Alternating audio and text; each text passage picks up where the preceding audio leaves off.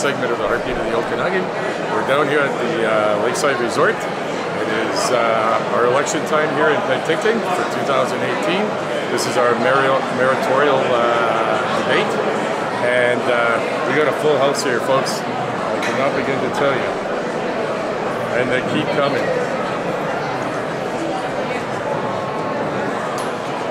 So yours truly, Kevin Proteau here, is running for City Council. Fresh off the press today. I want to be your watchdog on City Council, and to me it's time to drain City Hall. There's many reasons why. Scott Park is just one fiasco that divided our city, and but we're also the ones, in case you don't remember, that put the local sport local calendars, which are education tools. But people need to, I need to remind people that you got 6 votes. And so what I'm putting out there is you pretty much have predetermined, you know, your 3 or 4 picks. But make your number 6 pick Kevin Proteau, because I want to be your watchdog. I led the marches against Monsanto right through the farmers markets here. I had the first smart meter opt-out program in Canada. Obtained the first smart meter opt-out program in Canada. Helped to preserve our 3-mile naturist beach. I got my own media. Anyways, it's about to start. Kevin Proteau for City Council Facebook page. And we are one of the sponsors tonight. And I'm here to introduce James Miller, who is the Valley editor for the Okanagan newspaper group, which includes the Penticton Herald, the Kelowna Daily, Courier, and the Westside Weekly. He's been a print journalist for 33 years, which includes 9 years as managing editor of the Penticton Herald. Prior to coming to the Okanagan in 2008, James served as the managing editor of Spruce Grove Examiner and the Stony Plain Reporter Weekly.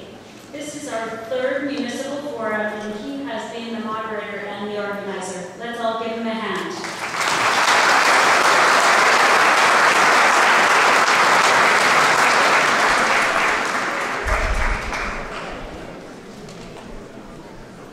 Thank you very much, Pamela, for the very warm welcome. Okanagan Life Magazine, best writers of Okanagan 3 years in a row. But thank you very much. Appreciate that. Thank you. And this is absolutely phenomenal. Thank you for coming out for an event that doesn't have free food. This is a phenomenal turnout. Thank you so much. And I was just looking at the panel, and we have a lot of talent here tonight. And we don't have any female candidates, but the ones we have, hopefully they'll get some great answers and entertain. This is being brought to you by the Penticton Herald, your daily newspaper for 112 years in Penticton, and thank you so much for the support. And this is really cool for, we've been doing provincial and federal meetings since 2009, and they've been with us most of the way. So community radio, Beach City Radio, and we are going live, so hello to the folks at home listening on Beach City Radio, and thank you to Craig and Dave and their team. I love you, cool guys, big hand for them.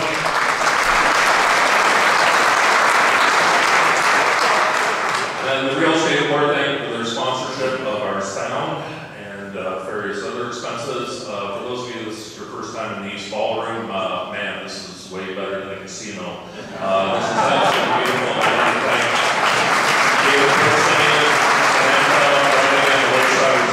Absolutely, if there's a better corporate sponsor in town, I don't know who they are, but top 3 anyway, so thank you to the Lakeside, because otherwise this event would not be possible to have us in this beautiful venue. Thank you. Yeah. I'll introduce our media all-stars as we go along.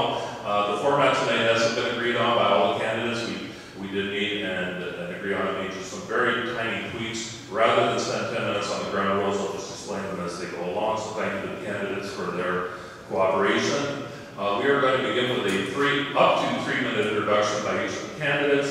We drew and ran them for the first speaker, and then we'll go to the person's right, or to the end of the table. And so speaking first for a 3-minute welcome is Dominic Wheeler.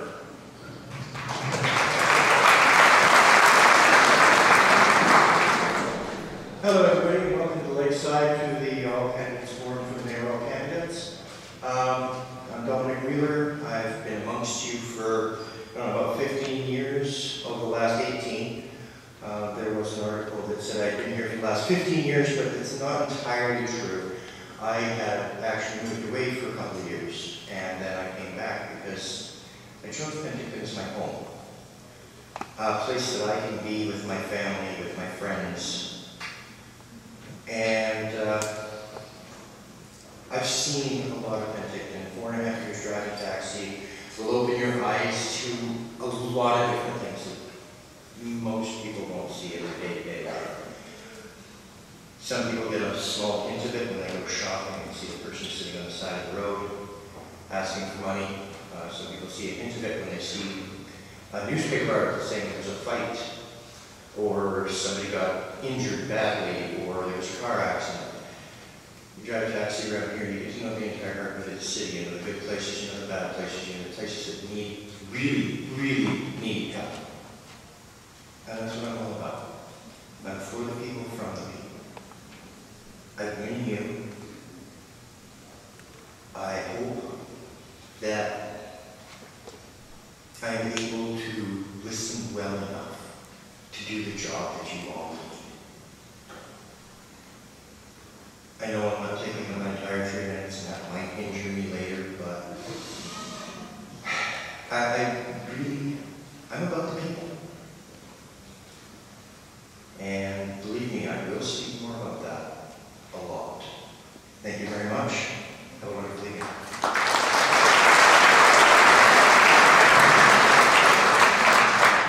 Thank you, Mr. Wheeler. Speaking second with his 3-minute introduction by random draw is candidate James Blake.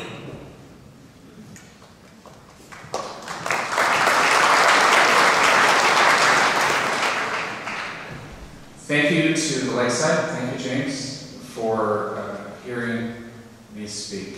We live in an amazing country that we have voices and we can be heard. And we're all blessed to be here. I'm a native of Toronto. I left when I was a child and spent a lot of time living in the United States. And I knew that Canada was the best place for my family. And I brought my American family here intentionally so they would have a wonderful life. And we feel so blessed to be in such a fantastic city. I work at Uplands in the day at the elementary school, and as some of you may know, I work at the movie theater on the weekends. And I see thousands of you a week. We've had more than 1 million of you come through the building since it's been open, and we've been very blessed to have you. Sadly, in the last several years, we've continued to see the city decline. And it's very upsetting because it's such a beautiful place that I think we need to cherish and value. And maybe because I did come from the outside, I appreciate it that much more. And I speak to all of you all the time. I know how much passion and vibrancy there is in this town, regardless of it being a senior town. And as an example, I had one of my client event go to change a poster case the other day, and they had somebody come up with them, and they were threatened by a knife.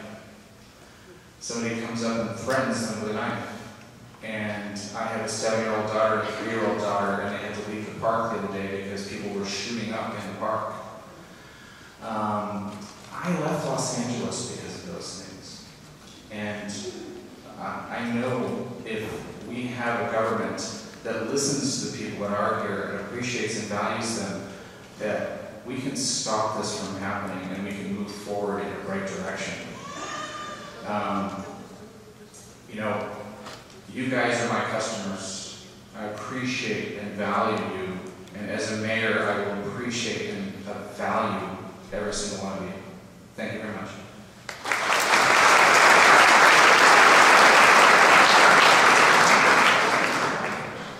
Thank you, James. Speaking next in random order is candidate Jason Cox.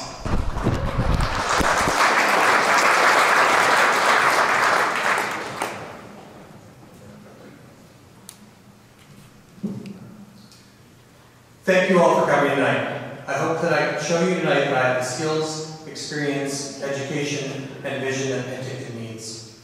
I'm a father, an entrepreneur, a former business banker with a degree in politics, philosophy, and economics from UBC. I'm proud to have called Penticton my home since 2003, and to be running a locally sourced and locally supported business today. I'm most proud of my role in the community as a leader. For 15 years, I rolled up my sleeves and served Penticton, notably as an elected member of the Chamber of Commerce Board for 13 consecutive years, and as a volunteer with dozens of other not-for-profit agencies, city committees. These roles have deepened my understanding of the needs of the business community and the needs of the most vulnerable citizens of our community. That is why I can stand before you today and confidently say that I can lead the best interests of all of Penticton. There's an urgent need for new leadership. With all of our natural advantages, our parks, our waterfronts, our transportation links, our airport, our hospital, it's disheartening to learn that our city was recently ranked as the second least livable city in BC. It doesn't make sense, does it? The key indicators of measure that are bringing down our quality of life are our crime rate, our affordability of living, and our growing gaps in our social infrastructure. To be sure, issues of crime, housing, and addiction are not Penticton specific, but they are important and they need to be dealt with locally. Things are bubbling over. Frustrations are mounting.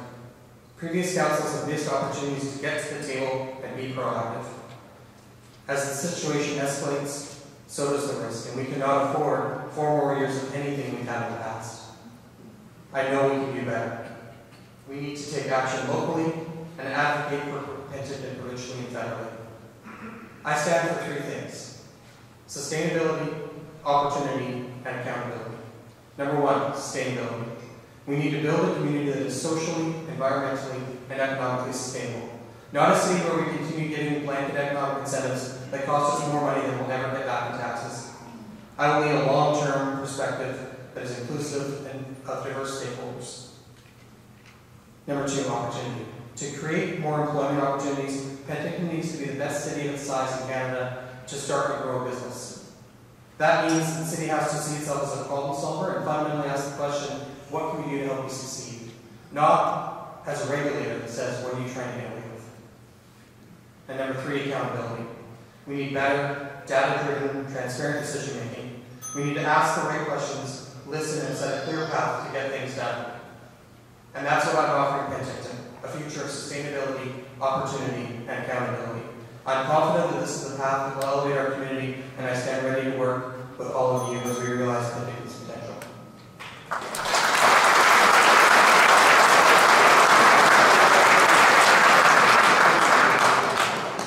Thank you, Mr. Cox. Just a friendly reminder, if you did bring a cell phone, please put it on silence, please, because it could potentially be distracting for our candidates. Speaking forth by random draw is our incumbent, Andrew Jacobite.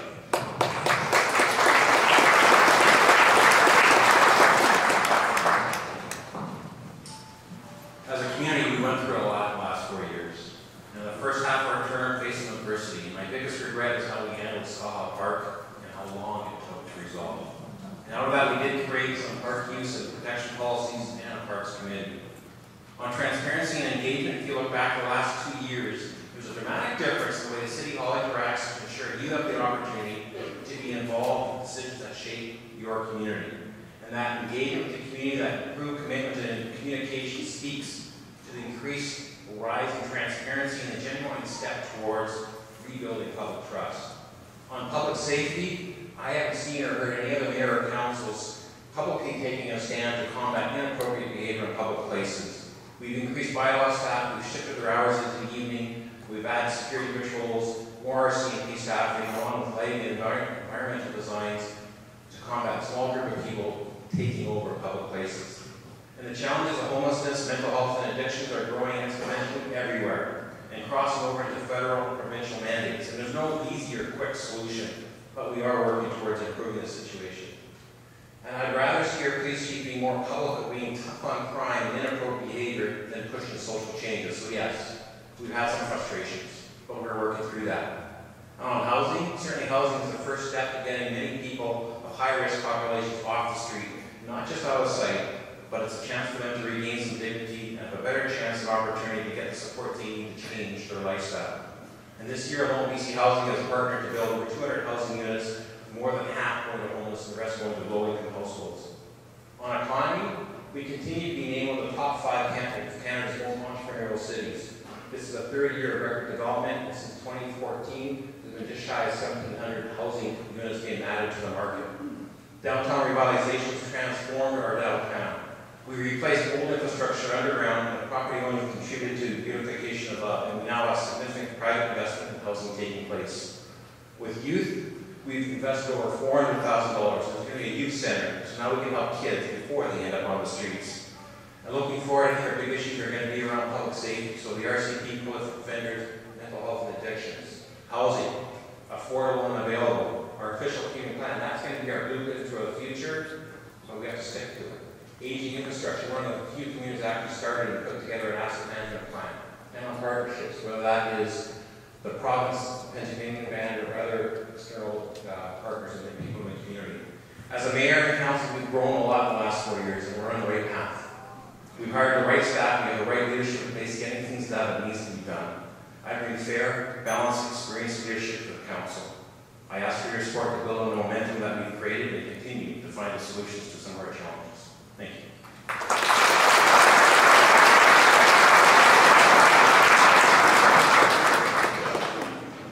Thank you, Mr. Judge. Speaking fifth by random draw is candidate Jugo Lario.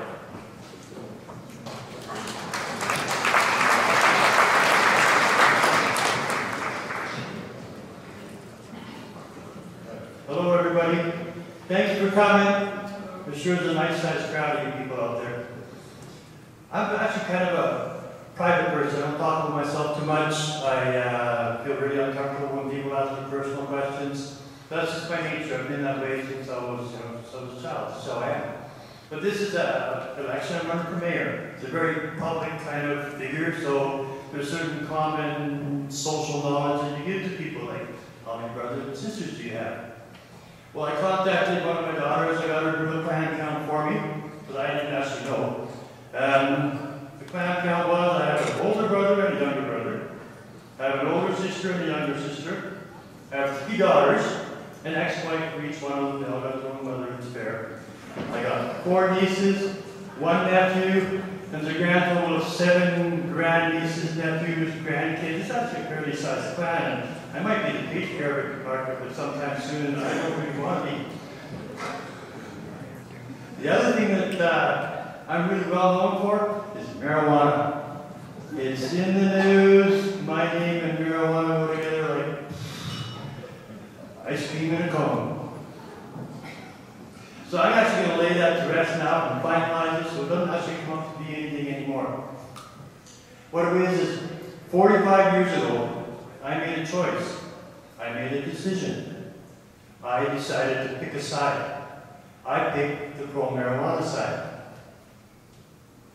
And I'm proud that I was an active, vocal, outspoken member of the pro-marijuana side. We won. I'm on the winning team. I don't have a problem with that. I'm celebrating. I've been waiting 45 years for the day that I can walk into a store and buy a bag of marijuana, just like a half sack of beer or a pack of smokes. And nobody is going to celebrate that victory for me. It's great. I've suffered a lot of war wounds, battle scars, but these are stories from my grandkids. I'm going to tell them stories about when marijuana was illegal, and I'm going to be the freedom fighter, fighting for the rights of people to make their own lifestyle choices, sacrificing myself for the good of the cause. I'm going to be such a hero for my grandkids, and I really look forward to it. We won. I'm on the winning team. There's going to be a lot of talk about the $15,000 fine that I have to pay. That's okay. I don't mind paying it. I wear it as a badge of honor. There's also I already gave you $13,600 when I paid the fines before. We had a deal with the city, they were going to give me a couple of business licenses, they gave me permits and all that kind of stuff, and I paid them the $13,600. It was all looking very pretty until they reneged on the deal. And it wasn't just me, he deals with so many people, that's why I got sued all the time.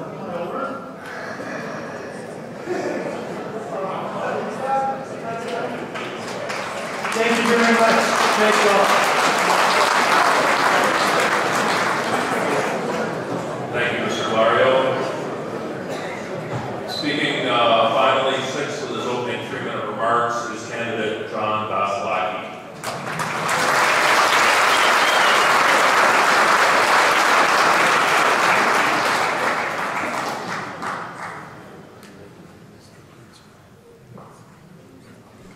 I see they left the best for last. My name is John Vasilaki. I'm a local businessman and a past councillor for 12 years. I'm a man of values. My personal mission is one of truth, integrity, learning, and family. I have the experience and the vision for the position of mayor. My priorities will be focused on community safety, community prosperity, and community assets. Number one, community safety. What I'm personally experiencing and hearing from others is that crime has risen to an unacceptable level. I know we are dealing with the epidemic of homelessness and mental health issues, but we also need to put our foot down on premeditated crime. My vision is for our community to be the absolute leader in a province with community policing programs. We need to raise our investment in programs like victim services, crime prevention, citizens on patrol, and community speed watch, combined with a planned bylaw support and a solid RCMP detachment, dedicated citizens and solid communications, and we'll shift from reactive to a proactive mode.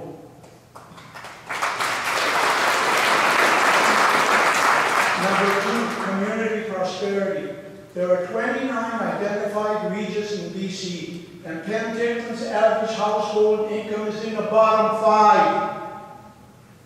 As your mayor, I will help build prosperity right here in our region by investing in existing and new industrial area, with aggressive recruiting of new clean business, by ensuring we have the appropriate housing for growth, by finding ways we can leverage all the talent that has chosen to move to our area, and to help grow products and technologies for agriculture and tourism. Community assets. We are all familiar with the community uproar over privatizing Scottling Park, and we all know how that ended.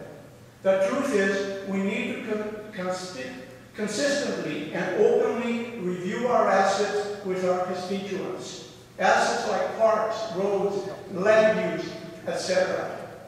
Community assets are a long-term investment and need to be treated with great care for our future generations. As your mayor, my focus will be community safety, community prosperity, and community assets. And as your mayor, I'll give you the change we need, the voice you deserve, and the leader who listens. Thank you.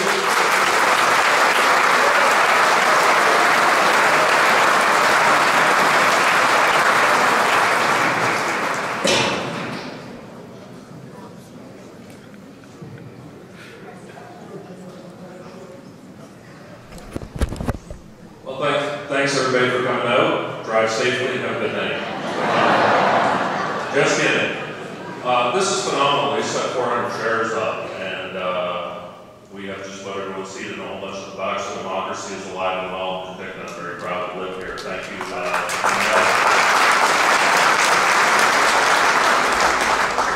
We mix and match a little bit along the way, and organizing a candidates meeting is like a recipe for scrambled eggs, where if you follow them, you have excellent eggs. So we tweak it a little bit every time, and one of these days we'll get it just about right. But we have our media panel of 3 of my fellow colleagues. They will be asking all the questions tonight. We do not take questions from the floor, but I understand that some of the other candidates meetings may do so. I do ask, we have a mic there, so please share it, gentlemen. Right now it's in the middle. And stand up for your answer where you are, but don't come over to the podium. You'll have 60 seconds to answer. Shannon will give you the bell at 60 seconds. If the media person wishes to follow up, they will ask you another question, which will give you up to 30 seconds to answer. So please give a warm Penticton welcome to one of the best voices in radio, and one of the best broadcast journalists in the province of BC. Please welcome, with his first question of the evening, Mr. Chris Walker from CBC Daybreak.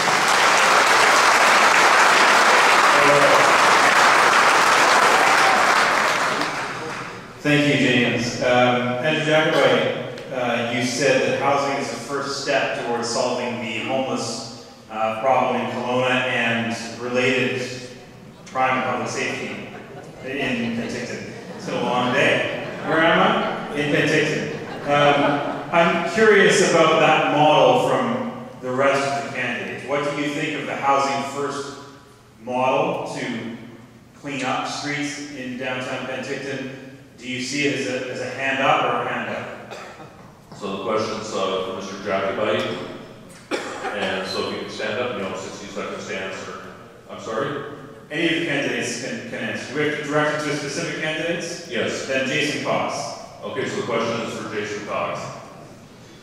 Thank you very much for the question, Chris. I firmly believe in housing first of all. We have, like I said in my speech, we have a crisis in our community where things are bubbling over. We have every day on social media and on the doorsteps that I'm knocking on, and in the lineup at the bank, people are talking about, open drug use and petty crime, how it's taking over our community. We need to take the streets back from the criminals, but in order to do that, we need to make sure that we're actually helping and giving a hand up to the truly homeless, the truly vulnerable, and putting them in housing that will help them get back on their feet. It's very, very hard when you have been the victim of a renovation, for example, kicked out of your home, so someone can rent it for more money, and you're living on the street. I had a phone call the other day from a man who talked for 40 minutes about his experience with that. All he wants is an address, a place to take a shower, put a suit on, and go and get a job again.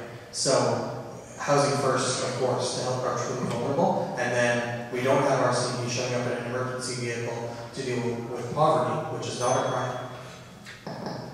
And we can use those resources for actually cutting down the open drug use and petty crime. May I ask a quick follow-up? Yes. If you do believe in that model, what percentage of housing units should the city of Penticton pay for versus the province of British Columbia? Thank you for the question. You know what, I'm a big advocate of what's called the medicine hat model. What we've seen in Medicine Hat, I've been talking to the leadership of Medicine Hat for months now on their solution. And what they've done is with their strong leadership from their mayor and council, they have gone to the federal and provincial government to lobby for the resources that they need for their made-in-town solution. And that's what we need here. Rather than, going out and applauding when BC Housing comes in and turns a tourist commercial space into a shelter, which is badly needed, we should be going to the province with our solutions for what we need in our community after we talk to you and establish our funding model that the province can help the people we need. Thank you.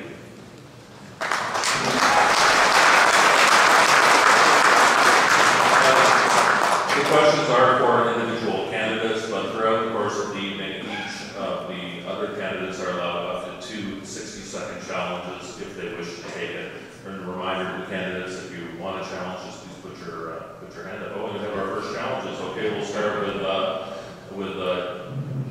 he has the mic, Jugalario for 60 seconds. How would you respond to that? Even though housing is a really good idea to get people housing, there's a direct statistical relationship between petty crime and unemployment. Penticton has an incredibly high unemployment rate, it always has. If you could reduce the unemployment rate significantly, you'll reduce petty crime. That's just a mathematical statistical fact. And building people houses ain't going to help them much unless they have jobs to pay the rent for those homes. I'm personally against building free houses for anybody. I don't like giving anything away. I've helped a lot of people, but you've got to help them get the resources they need to build themselves up. And the first thing you do, give them a job, they'll have something better to do than to commit great crime, and they won't have time to be addicted to drugs.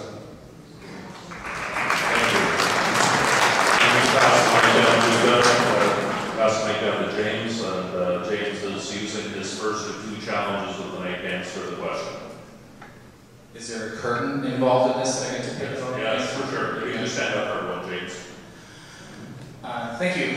I have a particular perspective on this. I was homeless when I was young, and I managed to pull myself out of it.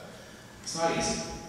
I think it needs to be illegal to be homeless. We're all family. If my daughter was homeless, I would get her off the streets. If my son was homeless, I would get them off the streets.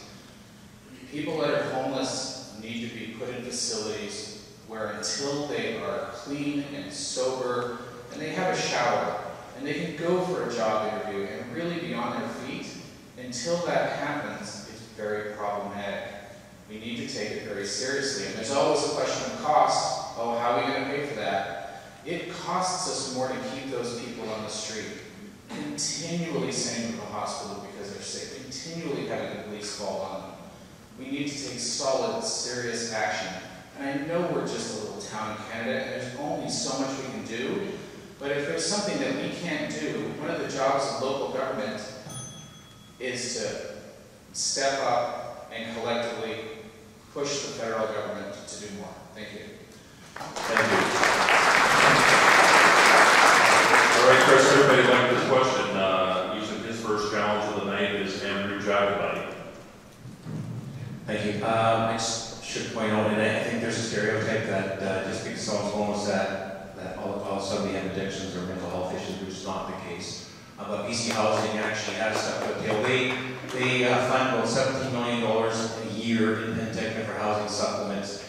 Those 200 housing units, that's based on almost $40 million of capital investment that's happening right now, opening this spring, let alone the stuff that's been there before. What's different now is they actually have Ask Wellness, who's there doing not only providing 24 hours security, but also offering the supports and services. And that's one of the big things. And the Medicine Hat model had the health unit, health authority coming on board, and that's the last thing that we've been trying to lobby. This year we were lobbying the province for more housing, BC Housing, more projects, but also with the Ministry of Mental Health and Addictions and the health about having those supports and helping with the opioid epidemic.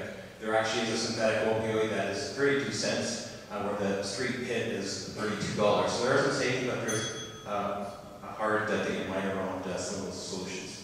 Thank you. We'll move now to another media panelist. With his first question of the night, please welcome the city editor of the Penticton Herald and a recent finalist for the Canadian Newspaper Award for Local Reporting, Joe Fries.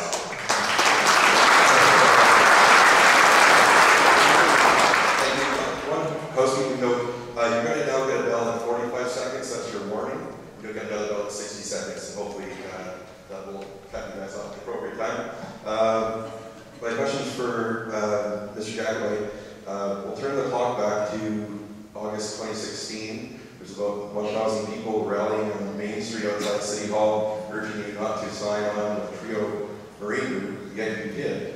If 1,000 people rallying, telling you not to do something isn't enough to make you think twice, what is? And how come you didn't listen to those people?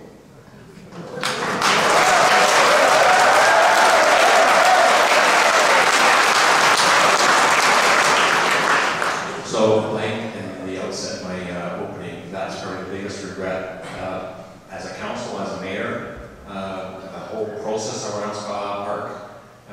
And we did, the mayor certainly can bring back something after 30 days after it's been enacted to have a challenge review, and I did bring that back. Only one councillor, which was Councillor Watt, rose his hand to say I'd like to revisit this. So, council had made a direction to move forward, and that's what we did. And there was certainly some hesitancy to do that. That was the will of council at the time, and again, acknowledging the poor process that led us to that is probably the biggest regret and difficult time of our administration. It's certainly overshadowed a lot of positive things that have happened in the past. If you look at the last 2 years, it's completely different.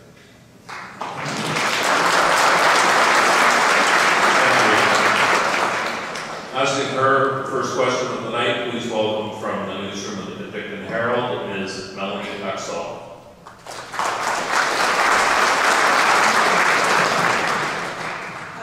My first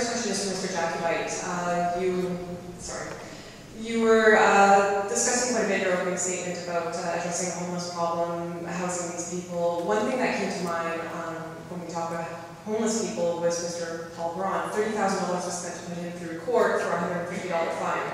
My question for you is this how you're going to continue to address the homeless problem? So first of all, perhaps you're new here. He is not homeless. At one time he was. The last year and a half he's been living in Fairhaven, which is one of those other BC housing projects that opened a year and a half ago. So certainly, with respect to Mr. Braun, it's not targeting individuals, it's targeting inappropriate behavior, and if we cannot enforce our bylaws and others who've been asked to move because they can't panel in a crosswalk or by an ATM or bus stop, if they don't move, when we ask others, they move, and when we go to others to try to deal with inappropriate behavior, they say, well, he's not moving, he can do what he wants. We can enforce our bylaws with a simple panel, and how can we do that with buildings, with other things, and when it comes to community safety, that's what we should understand, and that's why it's unfortunate because we made offers to them to try to help them get a job, all sorts of things, training in the past, and it's unfortunate it's dragged out that long. Thank you.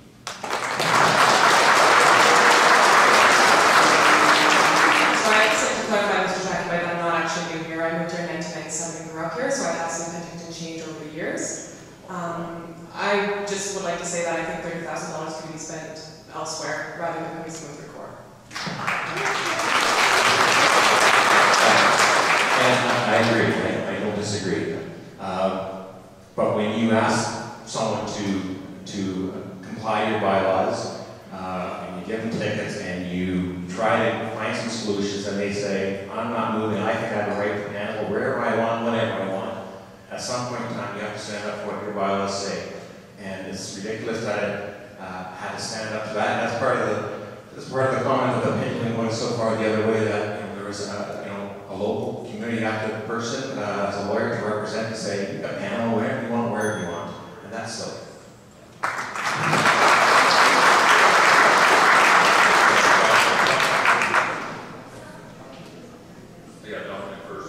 Okay, we have two challenges on the floors, and so Dominic had his hand up first, so he has a 60-second rebuttal.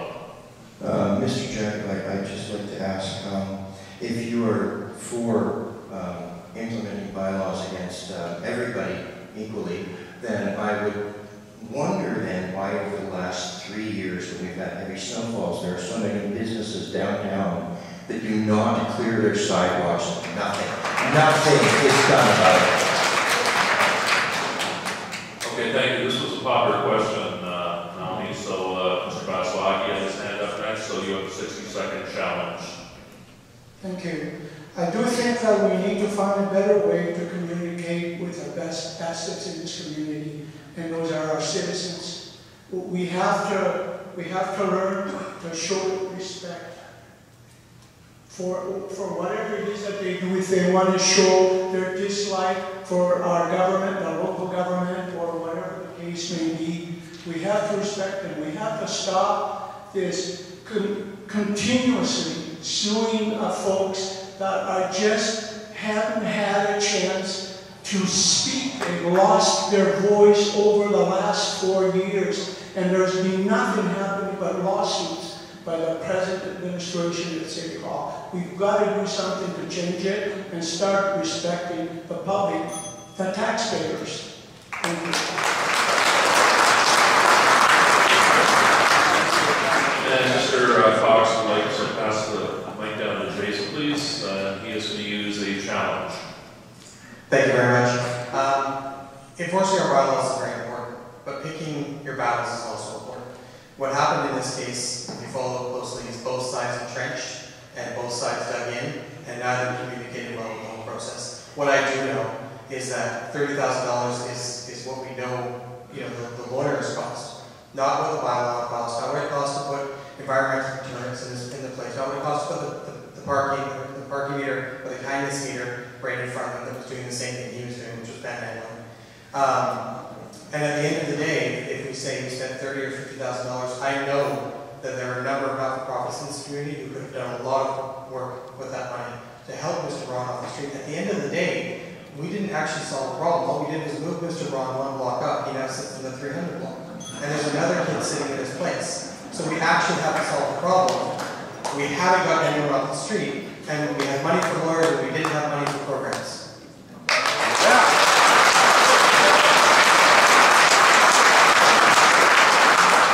And finally, he's used his second challenge, but that's fine. So James Blake would like to respond. I'd like to ask Mr. Jacobite why recently, directly in front of your personal business, steel barriers that the city paid for have been put in place so that homeless cannot sit there. And where this gentleman was sued is directly across the street. Trash cans have been moved, and half a block down the street, the city has spent a fortune in Nanaimo Square putting blinding lights up to scare these people away. It's not kindness, it's not helping at all. I seriously ask you, what do you think these actions say about your values and your ethics? Thank you. All right, new question, and we'll go back to Chris Walker with his second question of the evening. Thank you, James. And it's along the same lines, as a matter of fact. It's a question for Mr. Jacobite. You mentioned in your opening that you touted the money that had been spent in downtown Penticton. That's somewhere in the neighborhood of $300,000 to address homelessness, to crack down on bylaws, to increase security, and so on. Your own chief administrative officer was on our program, called it a waste of money. So which is it? Is it the right path, like you said in your opening, or is it a waste of money, and why the mixed messages?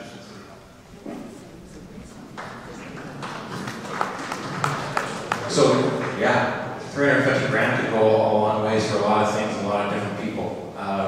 We made a commitment to curb inappropriate behavior in public places. Downtown was one of those places where people were complaining. I don't feel safe to go on their property. Owners were also coming, business owners were complaining. That's why we took a stand. That's why we put lighting in Nanaimo Square. That's why we put environmental design choices to make it difficult for people just to loiter there all day. And yes, there's been an impact and an improvement, but really we did move people from one spot to the other spot. That's kind of going back to where the housing first helps, but now it takes them off the street, gives them a place where they can not have to move their shopping cart around. They actually have something that they can call their home, and there's supports and services there and security there all the time. That is part of our investment to clean up, and it's unfortunate it is a waste of money. It is one of the harsh realities that we're dealing with right now with mental health, addiction, and homelessness. If it's a waste of money, how much more money are you willing to waste? And what's the upper limit?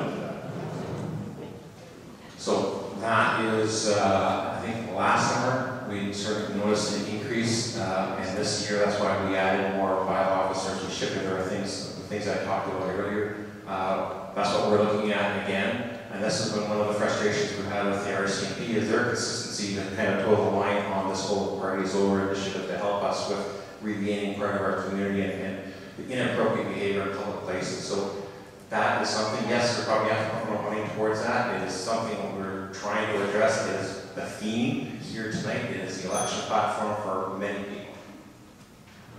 Thank you. Okay. We have a challenge, and Mr. Cox, this is your second and final challenge, but go ahead and give 60 seconds to respond. Thank you. I'm really sorry to use my second challenge so soon. There's going to be more I have to talk about, but I would like to address the $350,000 and whether it's a waste of money or whether it's a good investment. We spend $9 million a year on protective services from the RCMP. And of the $350,000 we spent extra, that was RCMP overtime. That was investment in the lights and the environmental changes and the bylaw shift. And at the end of the day, it wasn't this council that really took the initiative to get any of this started anyway. This is another one of what I talk a reactive situation. Brian Gray, the president of the Downtown Penticton Association, went earlier this year and banged on the podium in City Hall to make them pay attention to what's happening downtown. And the very next mayor's minute that came out from Mr. Jacobite denied there was a problem, compared us to Surrey and said, well, at least we're not there. Well, here's the fact. Since before Mr. Jacobite was mayor, Our crime severity index has gone up by 35%. Don't compare us to other communities, compare us to before Mr. Jacobay and since Mr. Jacobay.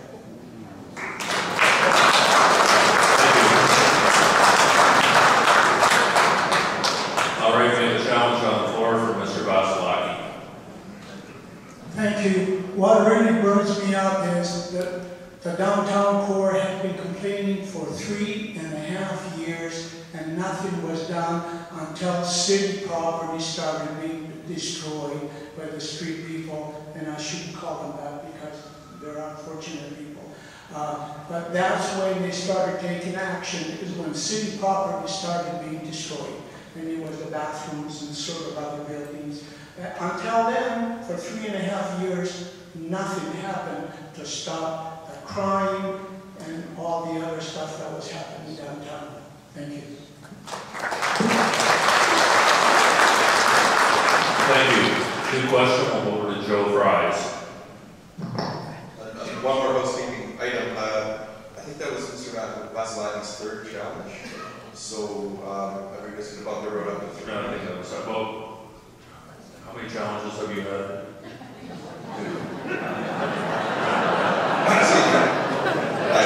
So yeah, you're out of challenges, sir. Okay, we'll have the question. Okay, thank you. This question is for Mr. Fox. Presumably, you think Penticton is a great place, which is why you want to be the mayor here, yet you choose not to live here. Why is that? Oh, that question. You know, Joe, anyone who knows me in the community knows that I've built my life here. I've been here for 15 years, and for 12 of those years I lived right here in Penticton. I own a business in Penticton. I did my banking career here in Penticton. All of the volunteering I've done in the community has been in Penticton. Everything I do is for Penticton. This is the community I love. And I moved out to the wilderness. I moved 10 minutes down the road to Naramata. I bought a beautiful home just near Legend Distilling there, which is lovely. When I drive home on that road at the end of the night, I don't leave Penticton behind me. It's always with me. So whether I'm at work for the many hours I am, or I'm at home, I am for Penticton, and that's why I want to be its mayor.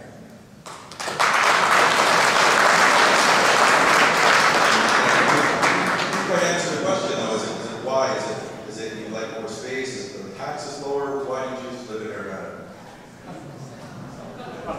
Fair question.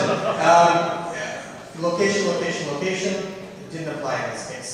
This was just a really good opportunity, honestly. It was a beautiful home. It was the right price. It was what we were looking for our family. 4 teenage daughters and 2 dogs. Thankfully, one of them was a male also. So I had some camaraderie in the house. But it was the space that we needed for our family, and it was the right opportunity. Honestly, my commute to work is 10 minutes from here to there, so it wasn't a financial choice. It was just an opportunity to buy a house and get a great location, just on the outskirts of Penticton. Thank you. Asking her second question of the night is Melanie Axel from the Penticton Herald. Mr. Blake, I'm going to use my next question for you because I'm confident you'll use your 60 seconds to address concerned citizens rather than mansplaining to me about me being new here. So, Mr. Blake, you mentioned that you look to house all the homeless. That's potentially your goal, is to put them into homes. What happens when there becomes an overflow? We expand. We have to take the situation seriously. We're in a deep, deep hole, and it's going to take a while to pull us out. There's been a lot of Band-Aids that just don't work. When I was homeless as a child, I was a teenage homeless person, and I tell you, when you get really hungry, when you haven't eaten in days, you make decisions that you would never make. And, you're dirty, you're cold, you're tired, it's impossible to get a job. So, you start selling drugs, you start prostituting, you do anything you can to eat. And within a matter of weeks, people go ahead and get in a dark situation. And it's going to take resources to pull us out of it. But I think it can be done. And, I survived it. I pulled pulled myself out. I was blessed to have friends that pulled me off the streets. No, it's not perfect. We're going to invest a bunch of money on this, and one person, 2 people, maybe some people will not survive the program. But we can't focus on them. Most will. Most will become a part of society. Okay, thank you. We'll follow up. We've heard tonight that a lot of homelessness can be caused by rentals, people not having access. So how do you plan on addressing the rental crisis? Because we do hear a lot about the homeless population, but I do believe we have a rental crisis in Penticton as well. Okay, so you have 30 seconds to answer your question, James. Home ownership is how people build their family's foundation and basis. An idea I have, and if this means the city financially backs it up, we make it so somebody can buy a house. Who cares if the loan's 50 years or 60 years? If we can make it so somebody can afford to get into a house, get into the market, the banks are still making money. We have such restrictive financial rules and guidelines that buying a house is so difficult to get in if you're coming from the bottom. Thank you. All right. Next question goes to Chris Walker from CBC Daybreak. This is a question from Mr. Vasilaki. You are, correct me if I'm wrong, in your 7th decade. Some people might be curious about your fitness, your health, your vigor for a demanding job. Could you address that for us? I'll tell you one thing, I'm not a retread. I'm not a retread. I'm a genuine thing that thinks with this and this. Without those 2 things in your body, you're nothing. And that's why I'm running for mayor again, because I use this, and I feel for the people of Penticton, because I love this place next to my family. This is what I love the most. And for my health, I'll go up against any one of you to see who's the healthiest.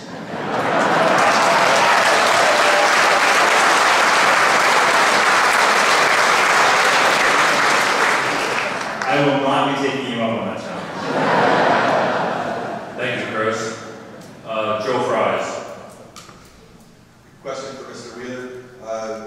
I presume you're relatively new to municipal politics and how things work. How many council meetings have you attended in, say, the last 2 years? How many committees have you volunteered on? If the answer is few or none, how will you get up to speed enough to be mayor? Well, you're right. I have been to very few council meetings. I've been to 2, in fact. And I watched one on CTV. But unfortunately, what I saw happening was a lot of nothing. A lot of political double talk that can't be backed up by anything, and it just sickened me. It was actually then that I decided to run. As for getting up to speed, I consider myself a quick learner. And it's the only job I'll be doing. Okay, thank you. Melanie Axel.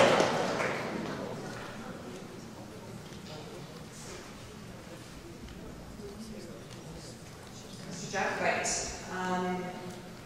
I want to speak to you a bit more about opening up facilities for the homeless for mental health. What I just read actually in Penticton Herald not too long ago was a facility that's opening up on Winnipeg Street. Being an avid social media person at my age, I saw a discussion that it's why people believe that houses are beginning to sell on Winnipeg Street because they don't want to live around this. So how do you propose that you keep downtown Penticton a vibrant core if you're moving all of these facilities into the downtown core? Thank you. So if you're talking about 62 modular housing units that are coming on the, whatever it is, 600 block of Winnipeg, that is, I lost my train of thought. That is, actually there is no ideal spot. Whenever you put up, there's going to be someone raising concerns. I think the difference is having Ask Wellness come on board to offer not just 24-hour security, but also have the support services there for those. And they're really looking at a mid-range or mixed range of, I'll say, high maintenance clientele, low and medium maintenance clientele, and there has to be that healthy mix there for people who have an opportunity to get back and get beat with some of their lifestyle choices, and they'll be on site, online. That's going to help as well.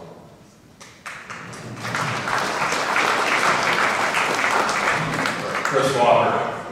This is a message for Mr. Cox. I was curious to hear that you have 4 teenage daughters at home.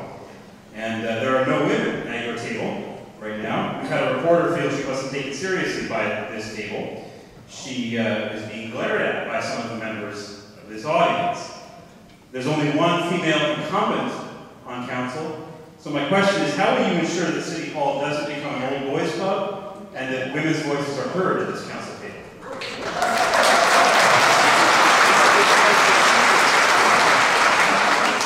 That is a fantastic question. We are a community that is well represented by women at high levels of business. We're a community that is represented at high levels within our not-for-profit community. We have men and women, teenagers, youth, and seniors who get involved in our community. It's one of the great things about our community. So, in this election, there are no female candidates for mayor, and that is unfortunate. There are several good female candidates for council, and I look forward to seeing how the community decides along those lines, as well as the school board. So we have a very active community in other ways. We have many city committees. I think we can make sure that we have good balance in that process. I know myself, over the years as I've been involved in city committees, a lot of people apply, and I think that the city should have a mind on making sure that all areas of the community are represented on those boards.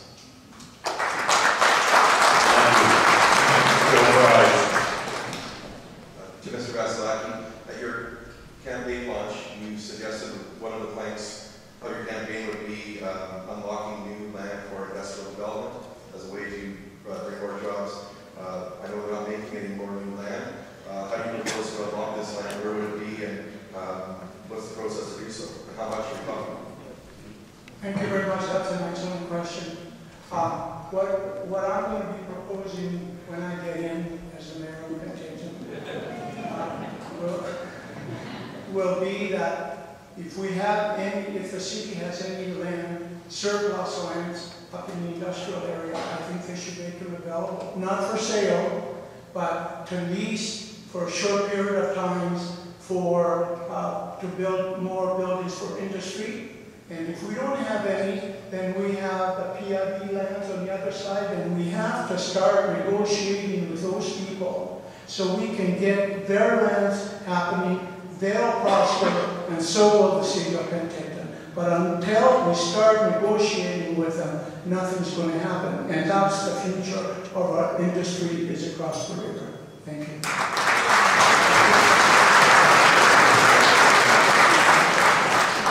Okay, final question before we mix up the format with Melanie Axel.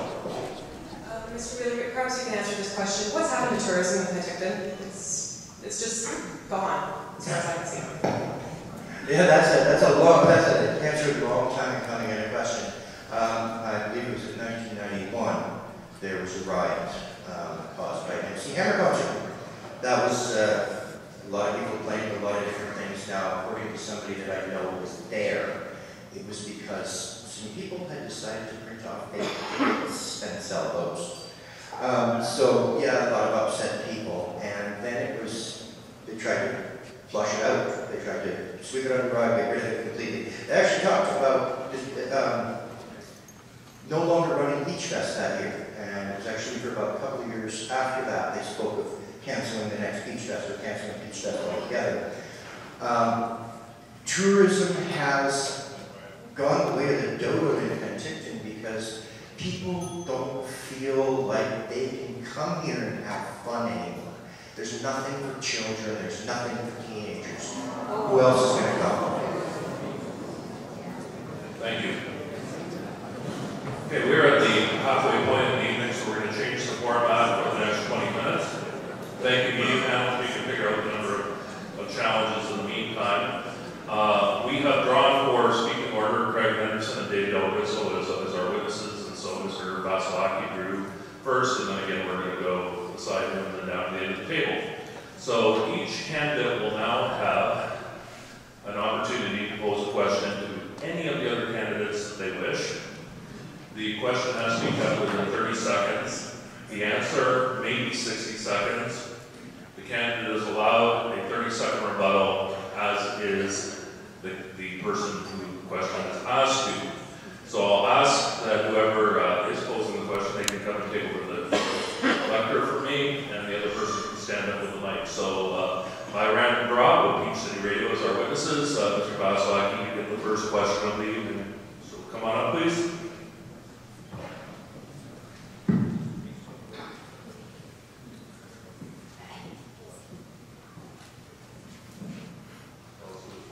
To Mr. Cox. From my recollection, you presented to council suggesting that they ignore the community feedback and continue with the privatization of Skaha Park. How will we know that you won't continue to ignore public input in the future?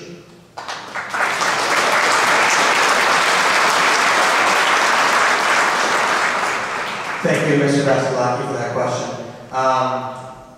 At the time of the marina improvement that was proposed, I was the president of the Penticton Chamber of Commerce. And our organization, its membership, 600 strong, their owners, their managers, their employees, everyone that represents the business community, took the stance in favor of the marina improvement. We could not have known at that time exactly how badly the ball was going to get dropped by this administration. We did not know how badly the due diligence was not followed. What we knew was that the marina needed to be improved, and it still does. So now we're at a point where we no longer have a $3.5 million private investment to upgrade our marina. We've actually had to pay $250,000 to get out of that deal. And then we hired the same company back at $800,000 to do a minimal improvement to the docks, which they haven't done yet. I would actually also point out, Mr. Vasilaki, that you were on the council on September 16, 2014, that approved the original deal with Trio.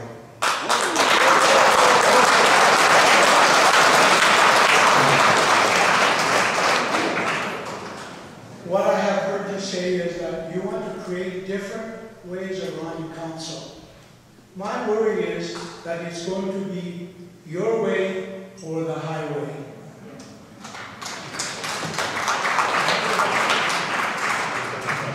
30 seconds. Thank you. I think if anything, what I've done in this community for as long as I've been here is show that I'm a team builder and a consensus builder. You don't get elected 13 consecutive years to the business community if you don't build bridges, make consensus, and are an effective leader. You don't get asked to serve as president of that organization 3 times if the people around the table don't respect your leadership and your ability to build consensus and listen to the people. Again, that was a very contentious issue. There were people on both sides. No side, I believe, there was a referendum that got what the majority was. My constituency sent me with a message, and that's what I delivered. Thank you. So Dominic Wheeler, come up and ask a question.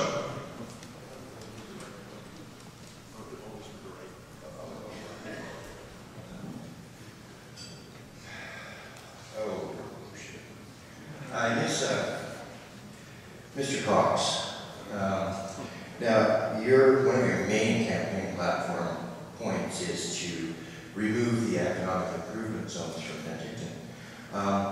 Now, I'm going to guess that you haven't been keeping yourself apprised of the city's meetings, because from what I understand, those were canceled 6 months ago. How was it you failed to notice that? I didn't fail to notice that. Thank you, Dominic. I was actually on the Economic Development Committee and the Chamber of Commerce when the economic incentive zones were first pitched to council and lobbied for their establishment. But I can tell you that was in 2008 when the world economy was failing and we were looking for ways to attract investment to our community. When a program goes on for 10 years, it's no longer an incentive program, it's a policy. That's just the price we charge now. So for 10 years we've given away PCCs and taxes that will never recover. And this administration, and one that John sat on, stuck to the EIZs like a dogma because it worked in the time it was supposed to work. But we as a community are paying higher residential taxes to subsidize developers who build projects in our community under a tax program that didn't even accomplish what we looked for it to do. There are other ways to do it. We can apply density bonusing to get more affordable housing. There are things we can do to incentivize development that doesn't include giving away the farm.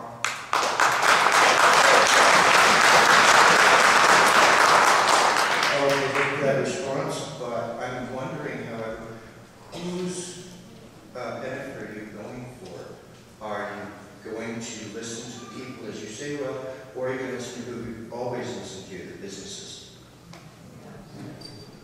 Again, as I said in my opening speech, I don't just listen to businesses. I have volunteered for 7 years on the Brain Injury Society, who administers the second largest amount of affordable and subsidized housing in the community. I don't just talk about subsidized housing in the community, I get involved, I roll up my sleeves to see where people are being affected. I've been on the mental health board, I've been on the United Way, I've been on so many things in the community that help all ranges of the community, not just the business community, and that is why I have the balanced perspective that frankly no one else on the stage has.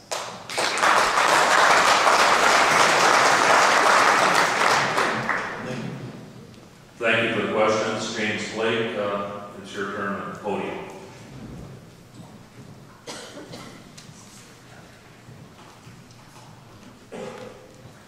Hello, thank you everybody.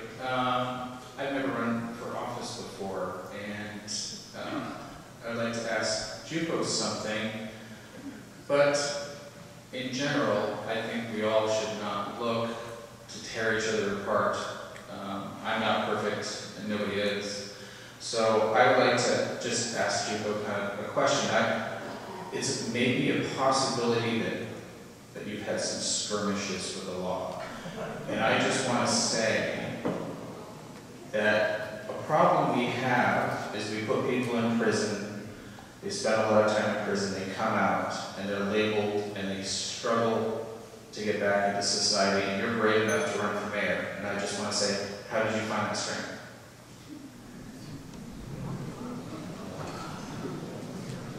I believe, basically, if you believe in something, and you have to sacrifice, and you have to suffer to support that belief. If you're not willing to sacrifice and suffer for what you're willing to support or what you believe in, then you're just basically a water bee. You just go stand in the back of the room and don't speak much. I believe in what I'm doing. I believe that I can do the job. I believe I can fix the problems here. And if I have to get crucified in the process, that's okay. I don't mind. I'll absorb it. But as long as I get my message out, as long as I can tell the people what I believe and try to get them to believe my vision and my plan, I'll keep going forward.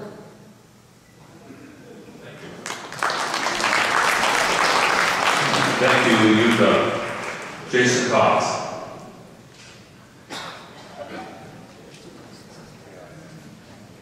Thank you. My question is for Andrew Jacobite. Andrew, in the first 3 months of the new administration when you took office, the city council and mayor voted themselves a health and dental package that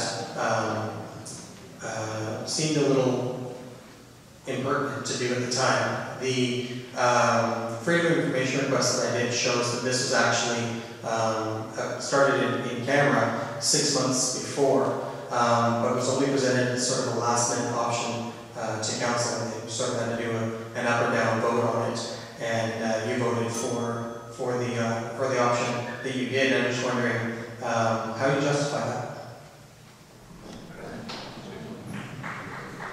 Thank you. I'm not sure how that got to be in every election, after every election cycle, UBC and the NBC municipalities send out an opportunity for councils to join a medical and dental plan. It's only for elected officials, but you need 4 or more. So every election cycle, that opportunity has been given to council. And up until this last council, we've never had 4 people that wanted to explore that. And I think the intention of this council looking at that was trying to get more younger people interested in running for politics and trying to put some sort of other incentives in place to justify the time involved to that. So that was sort of the feeling on why that got put in. I think moving forward, having some sort of citizen committee that deals with benefits or remuneration is probably a better way to go. Thank you. I'm glad to hear you speak to the ongoing process and that needs to be accountable and transparent to the public, because allowing councillors to vote in their self-interest, or the mayor to vote in his self-interest, worked out this way this time, certainly for your benefit, to get benefits that many of the people in the room and the people who are retired, or many people who work for themselves, or the people who are underemployed don't enjoy the same benefits that you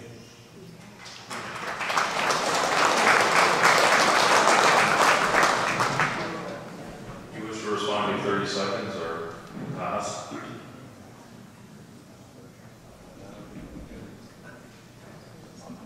Okay, thank you. And thank you, Mr. Cox, for the question. And with his question of a fellow candidate of his choice is Yuka Lario. Oh, sorry. Pardon me. Sorry, you're next. Okay, Andrew Jacobite is next. Sorry. That's my question for Mr. Cox. Day 1 of your campaign launch, you chose to discredit the value of council, the group that makes all the decisions. You wanted to only run for mayor because, quote, I didn't want to train in the system, I wanted to fix the system. Explain to me how you're going to fix council, besides being totally legal, not being able to do so, or legally possible. What does fixing look like? Now, how are you going to achieve anything without a council that you respect? To me, this demonstrates a lack of understanding and experience of the democratic process and how to build an effective council.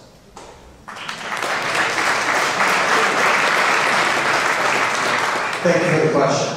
One of the most disheartening things I've seen in my entire time in Penticton is that the amount of backroom deals and side projects and shady operations that have happened behind closed doors with the City Hall. I know everyone who's been on City Council and every mayor that's sat in that chair, and I know that they're all good people, but I understand that the paradigm, the training system that comes along from councillors I've spoken to directly that say once they're elected, they're kind of told this is how things go. And we've already got this Trio Marine deal 90% down the road. It started in the Ashland administration. It came through the Litkey administration. Just vote, just come along with us because it's too far down the road to question. That's what I'm talking about, changing the system. We need a disruptor. We need someone who comes in legitimately, though, who has led teams in this community, who's been elected and spoken to this community and for this community, who can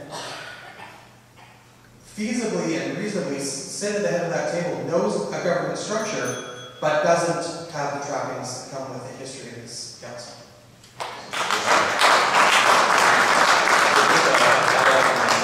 Same thing, and certainly councils take the direction from staff, and I think, so my question to you is, in the last 2 years, we're certainly talking about when we have the right staff in place, would you not see, and we've had less closed meetings, I think we've been more transparent than any other council's been in the past, if you look at the last 2 years, and our engagement process. So do you not see that there's been a stark difference this last 2 years versus previous?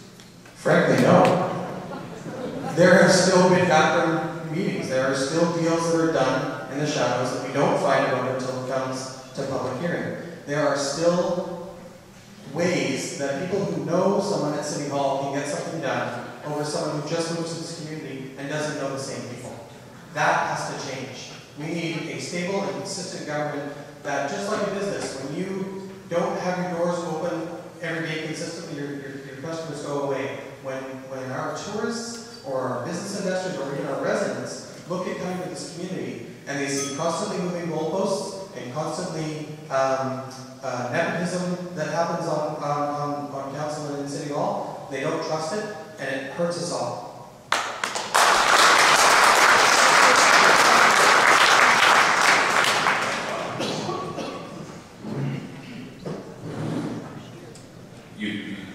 No, you can't challenge in this section, just on the media questions. Thank you. Okay, I was premature in introducing, so you, Hilario, come on up.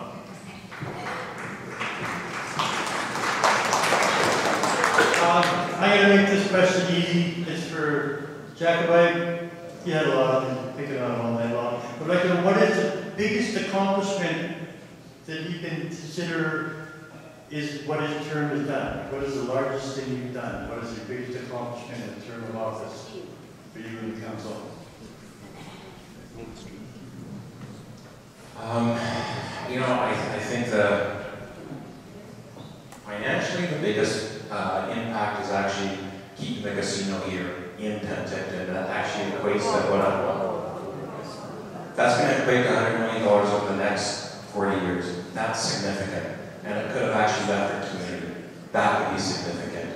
I think just the engagement strategy that we have 3,300 people that are now actively participating in what is important to the community. So now we get a broad range, cross range of community's inputs and not strictly special interest groups that want something or don't want something. And that's probably the biggest turnaround that this community is now, that we now have a place that is common practice for staff and is an expectation of the community, and that's, I think, probably the biggest benefit, actually.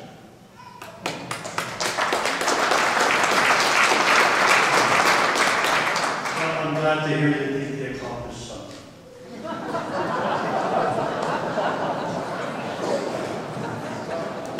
Thank you, Yuka. Big hand for these great questions.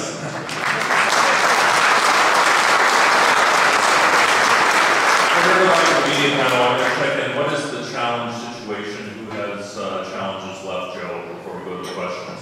I've triple checked numbers this time, and we have Mr. Blake and Mr. Vasilaki have each used their 2, and all the rest have used 1. Okay, so Mr. Blake and Mr. Vasilaki have used 2. Okay, and Jason has used 2. So the others, you have 1 challenge if you wish to use it in the next 20 minutes. One thing about media people, we're okay in English, but we're not very good at math. But back to Chris Walker for the start out round 3. Chris. My question is for you, Gloria. I'll be more direct or less delicate than Mr. Blake was. You were convicted, we understand, of a sex crime in the 1990s. How might that affect the duties you do at City Hall as the mayor of the city? I don't see it actually affecting any of the duties or the jobs and responsibilities. It doesn't really get in the way.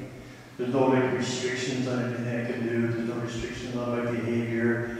It's an incident that happened like over a generation ago. Everybody's gone past it. They've all gone on with their lives. It's been children, grandchildren, marriages, divorces. Nobody's really concerned about it other than the people of Penticton. And there's no direct impact on my life or moving forward in the future. It's an incident in my past. I can't deny it. I accept it. It's there. I lived through it. So did everybody else, and everybody else has gone on. But it doesn't impact life on an ongoing general basis because there's nothing that restricts my life from continuing to do the things that I want to do. Thank you. I have a quick follow-up. I understand that you were banned from both the public library and the Penticton Community Center.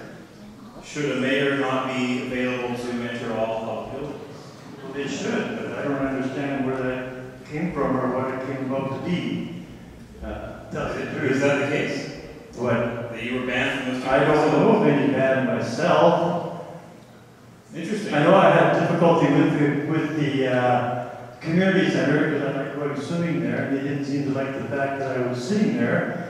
I did have difficulties with them because they didn't like me because I didn't sit on the bench. But I basically stopped going to the closest. I opened a cafe, and I used to use the library as an office, but I don't know. Okay, we'll leave it there. Thank you. Thank you. Joe Fries. two-part question to Mr. Cox. You serve on two city advisory committees, as I understand it, those being the OCP Task Force and Economic Development, is that correct? Yes, it is. Okay. According to the city's corporate officer, this is your attendance record for those two committees year to date. OCP, you've attended 2 of 5 meetings. Economic Development, you've attended 1 of 4 meetings. That's 3 of 9. That's 33%. That means you were absent 2/3 of the time. If that was a job, sir, you would have been fired. How do you explain that record, and how voters are able to show up for the election?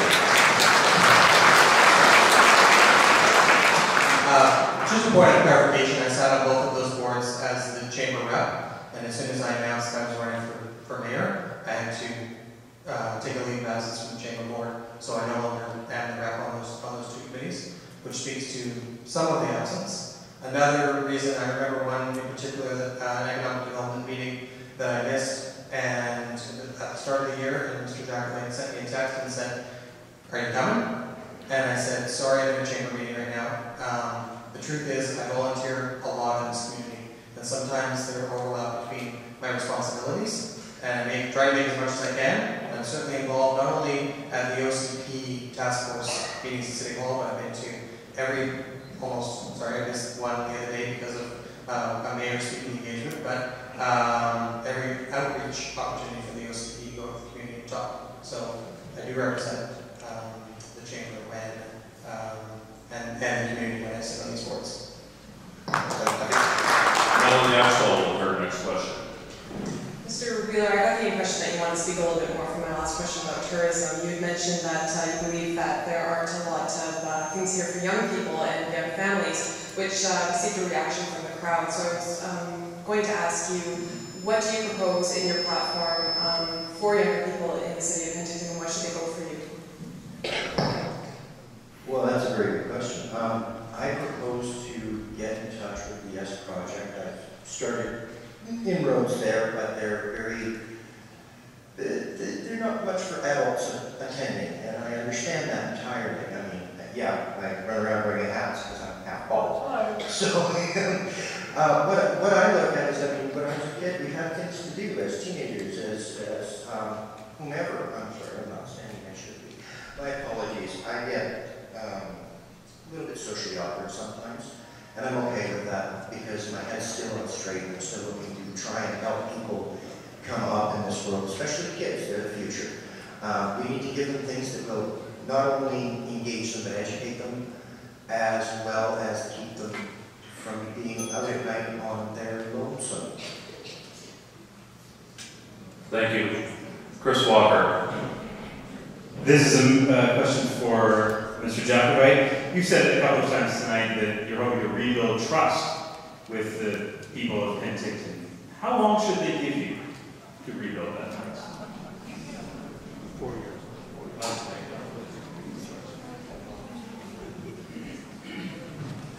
Yeah, so this is one thing, just one of the few businesses that there's no manual for. It's learned experience, and I think we've had this history of always having this constant changeover because someone made a mistake. Every council has made a mistake that they regret or wish they would have done things differently. And I think with respect to trust, if you look, I think in the last year and a half, 2 years, there's a stark difference in the way we communicate with the community, what we've done in terms of our process. Some of the processes in the past were bad, were wrong. And that's one of those learning experiences. I think to have that expectation that a brand new crew or a crew that has no experience is also magically going to not make any mistakes, whatever those mistakes might be, is naive. And I think we have the right team in place, we have momentum on right now, and we want to continue forward.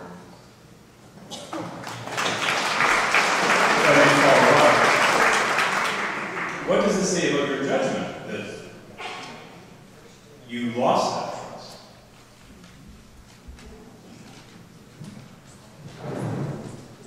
I think there's a segment of the community that would say that. I think there's also a segment of the community that would see a stark difference. We have had record development for the last 3 years in a row. We've had almost 1,700 housings being added to. Things are happening in our community, and that's positive. So a lot of people see that. To certain people, certain issues, they still have animosity towards, but I also believe that there has been a stark difference in the way City Hall deals with the community and the people that are at City Hall, and that's what's making the difference. Don Wheeler has asked to use his second and final challenge. Stand up, please. Mr. Jackman, you talk about making mistakes. I make mistakes every day of my life. I'm married, I've got 4 kids. What do you do? I'm just curious, how does somebody make, how can it be called, it just fell through the cracks when your council did not even look at the infrastructure of the downtown until after you found out that the pipes were 20 years old because they dug down to them? Okay, thank you. Joe Fries. Questions for Mr. Vasilaki.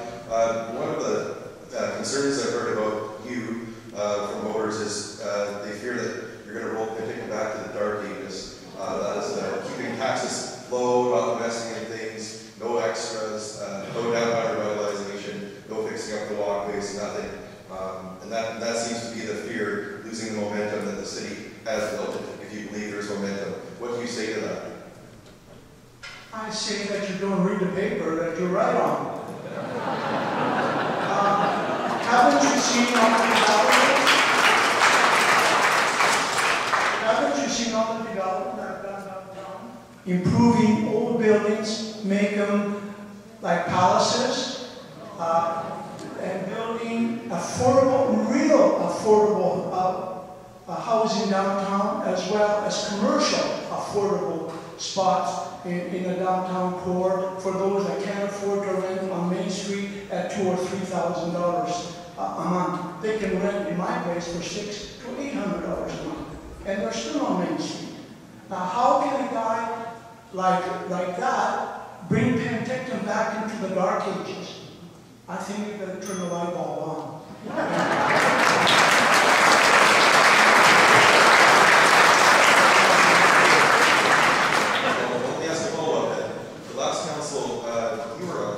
Was famous for 0% tax increases, and I think some would say that that's come back to bite us, in that things are failing and now you've got larger tax increases. So, I mean, what do you have in mind for taxes? Are you thinking about going them back to 0 again, or are you looking at inflation, or what are your thoughts on that? No, it's not going to go back to 0, but it's not going to go up to 10%, I can tell you that.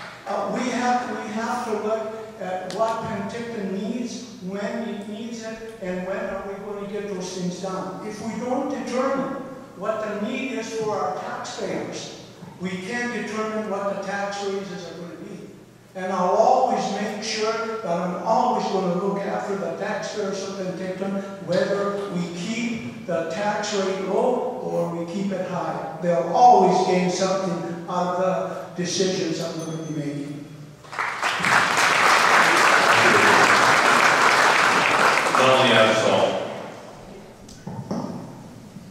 Mr. Blake, I had a very inspiring talk with the South Okanagan Performing Arts Center President Alan Markin, who may be here tonight, I'm not too sure, about the symposium that was cancelled for a new Performing Arts Center.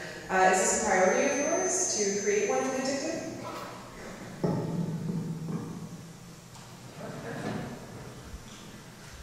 I know the people of Penticton bright and vibrant. It doesn't matter how old you are, you're alive and you count. And we can't live in a gray city. We build gray things. Art is a huge priority. Art needs to be incorporated with our design committee. The art department needs to be in the city hall. We need to be alive and vibrant. This needs to be a city of life. You know, I work in an industry with many, many young people, and it makes me sad that they leave this place because they don't see the vibrancy and the life that I know is here and in you all. We need to find out how to make this work and how to make it financially viable. Thank you. Chris Walker.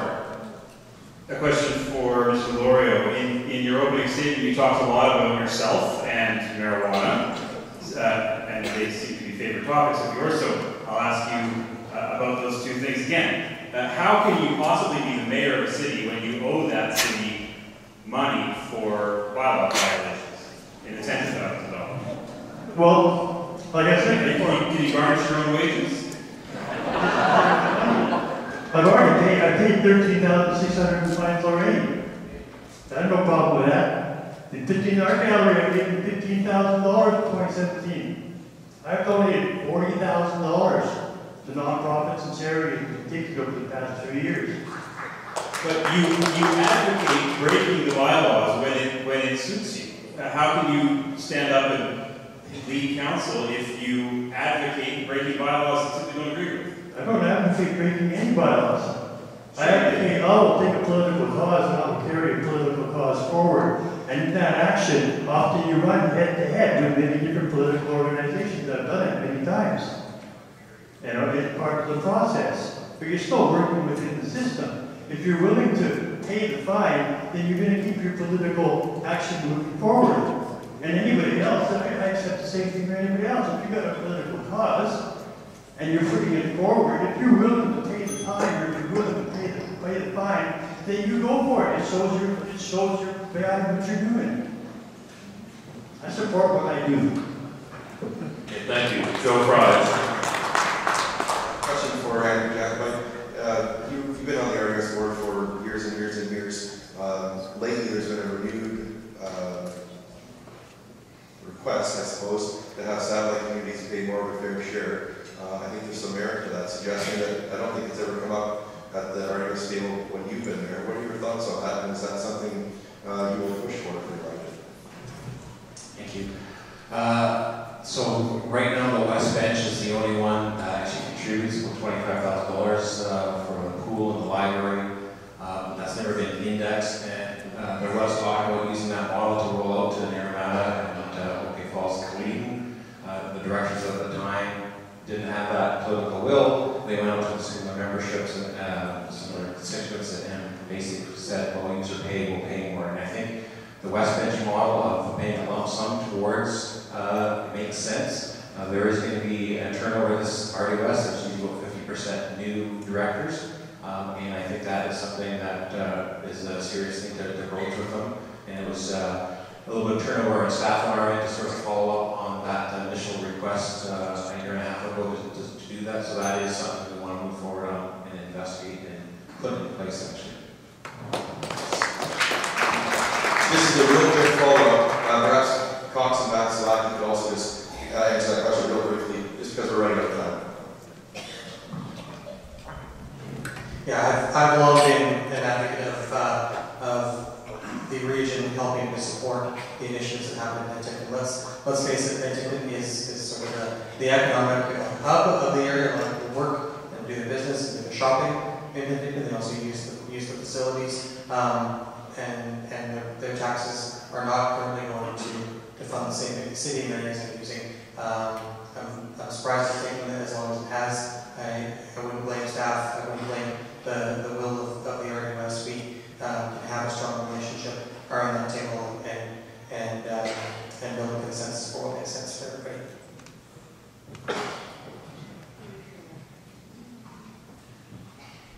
On my third term in City Council, I was also for 9 years on the regional district. I brought it up at the regional district, and I brought it up at City Hall as well. And obviously, nothing happened. But I do believe that what should happen is that our senior staff, along with the RDOS senior staff, should get together, work something out that's viable for both parties, the regional area and the city of Penticton. Do you guys know that 29% of the people that use our facilities are from outside the city of Penticton, and we don't get a dime for it. We don't get nothing. So we have to do something to equalize what's happening here. Our taxpayers are paying for those facilities, and the others use them for free. Thank you.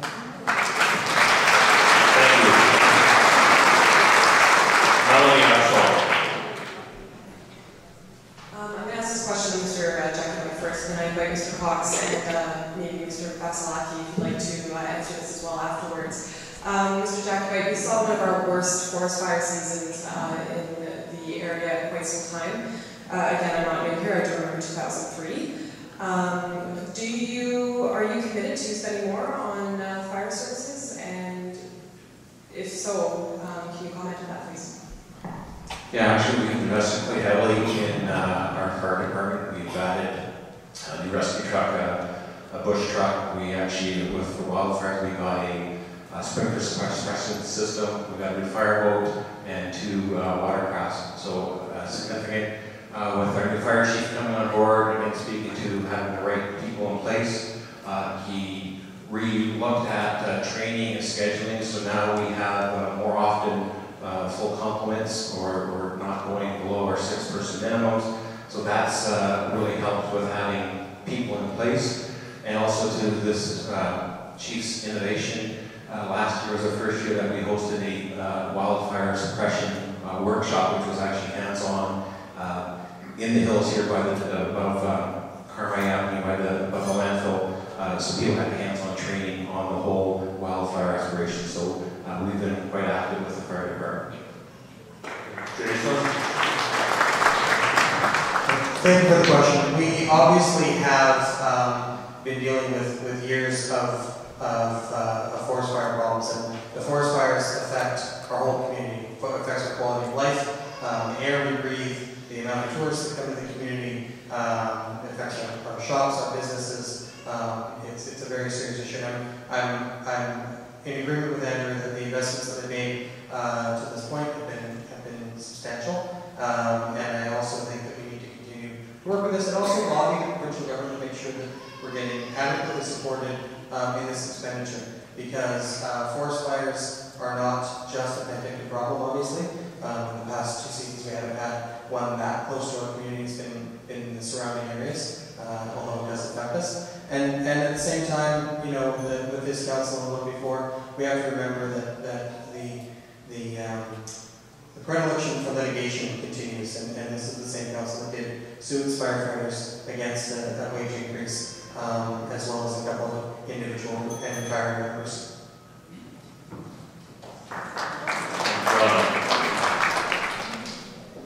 As you heard in my opening remarks, is that we have to invest in our community safety. And that includes the fire department, which is one of the main and the largest item on city of Penticton's budget. Now, you can't just say, okay, well, we're going to hire another 3 firemen, or we'll get another fire truck. What we should be doing is investing in cleaning up the underbrush in the forested areas around the community. And you can do that. If the fire starts, thank you very much. If the fire starts, there's no way of stopping it. It doesn't matter how many firemen you have and how many fire trucks you put in place. You've got to clean it up first in order for us to have a chance to survive. Thank you. Everybody is going to take this final challenge for the night. 2 things, actually, the last few years, but especially this last year, we were at UBCM as a council, also with me representing the South Okanagan Local Government Association, about wildfire mitigation strategies and actually funding, because we get grants that are usually $25,000, which is a postage stamp of when you look at the areas around here. The wildfire training was a good example, and just to Mr. Cox's point earlier about suing firefighters, it was not about them and the job we do, it was all about the remuneration tied into the most expensive places in the country to live: Vancouver, Toronto, New York, Chicago, and not being able to use local conditions as one of the bargaining mix. That's all it was. We were the last line of defense amongst all the other municipalities who are structured that way or into that sort of collective bargaining, a very strong union, and they're significantly higher than QB other unions, which the fear is then those will also ask for higher. It makes it very difficult to be sustainable. Thank you. We have time for 2 more media questions before we change the format again. So Chris Walker with his final question of the night. I know, James, you said earlier that journalists are notoriously bad at math, so I'm taking my life in my hands asking a math question. Earlier this year, the infrastructure deficit for Penticton was reduced from $175 million to $117 million. That represents $3,300 for every man, woman, and child in this city. So my question is for Mr. Cox, given that we've heard tonight there's an appetite, there always is, for low taxes, and given that provincial services, as we've heard tonight, have been downloaded on the cities, where do you propose that money comes from? Great question. The infrastructure deficit is like, it's like your home. So there are things that need to be fixed. There's a consultant report that came out that said, this is what we need to do in the city, and these are all the things that need to be fixed, and this is what it's going to cost. And that's the number we know, and that's the number we have. But not everything needs to be fixed at the same time. The exception that I take with the path that this council and one before have taken on this subject is that sometimes when we replace things, we just take the consultant's report, we go in there and spend the maximum dollars necessary to do that. I know of a specific example at the water treatment plant with the electrical switches, where we paid top dollar to replace the entire system when a local company gave a rival bid and said, no, we could, just like we do at home or in our business, we can replace those pieces one at a time. We can go with the existing infrastructure that we have, and instead we spend a whole bunch of money because the consultant told us to. Right, but you still have to spend money, and so you didn't really answer the question.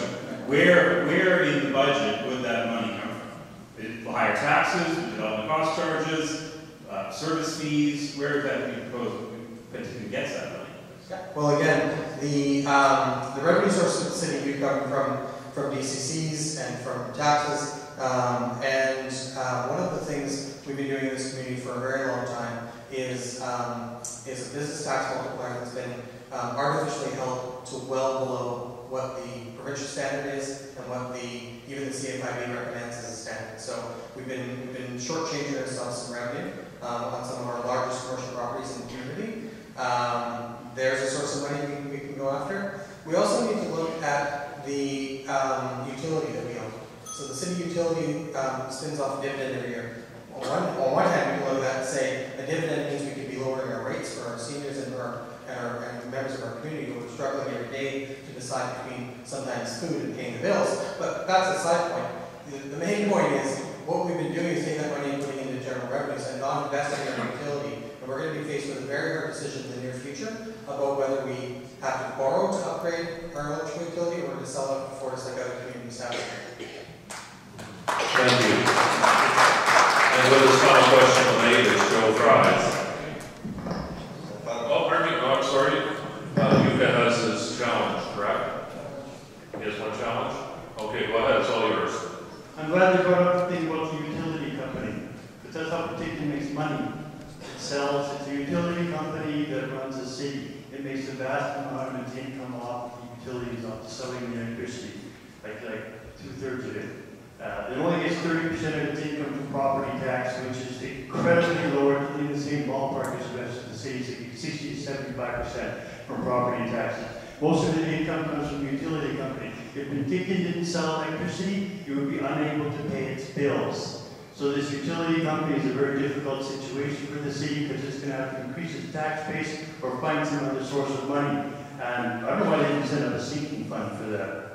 Improvements that they're going to be making. It should have been done years ago, but it's a little late now. So I don't really know how they're going to fix that one because without electricity, the city can't pay its bills. And not only that, they charge more for the city electricity than Ford charges for theirs. And without doing that, they wouldn't be able to pay their bills. They can't pay their bills without the electrical company. Thank you. Joe. Okay, last question tonight. Take a lighter tone. Mr. Wheeler, you were a cab driver for 3 years or so. In your experience, if you had to look at the guys on your panel here, how do you suppose each of them tip cabbies? Who's generous or who's cheap? You really want to know? Yes. Awesome. Yuka would definitely tip well, as would John Vasilaki, if he feels he's been correctly treated in his eyes. Mr. Jacobite works for the city, he's going to tip very low if at all. Jason Cox, I would say he's a good tipper if you can get him to laugh. And Mr. Blake, he's probably about the same. Let's clarify, are you driving a taxi or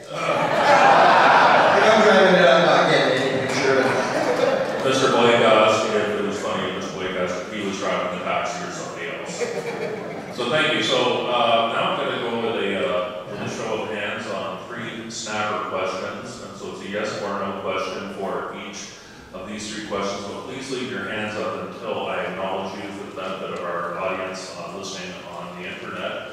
So if elected mayor, will you accept the extended medical and dental benefits? Yes or no?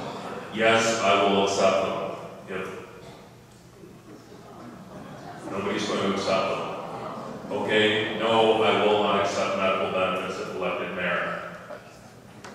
Okay, we have Blake, Cox, Jacobite, Lario, Vasilaki, and Wheeler. Okay, thank you. Next question. There was an invite-only going-away party for retiring CEO Annette Antoniak, which cost the taxpayer $1,400. Antoniak had been with the city for about 5 years. Do you consider that to be a worthwhile expense to recognize a dedicated employee, or do you think that perhaps something like coffee and cake in the lunchroom would have been more appropriate? So, spending $1,400 on the party, who thinks that was a good idea? Yes.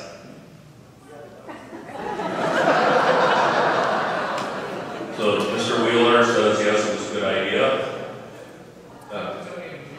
Okay, okay, who thinks no, that wasn't a good idea? Okay, Blake, Cox, Vasilaki, Lario, thank you. Final, Jacobite as well said no. Wheeler said yes. Okay, and yes or no, will you give the public the assurance that you will fight to stop the privatization of public parks to commercial interests? Yes. And we have Blake, Jacobite, Lario, Vasilaki, Wheeler, and Cox. Thank you. No booing, please. No booing.